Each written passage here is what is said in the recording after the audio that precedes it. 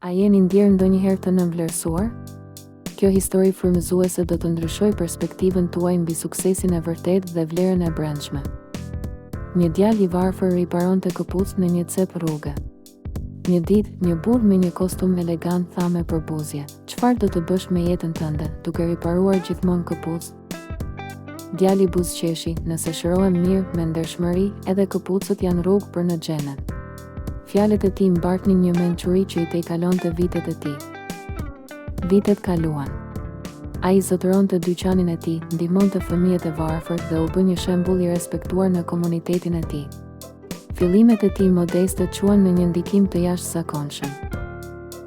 Mësimi është i qartë: puna e ndershme, pavarësisht se sa e thjesht duket në botë, gëzon nder të madh në sytë e Allahut. Integriteti juaj përcakton vlerën tuaj të vërtetë. Përqafo rrugën tënde.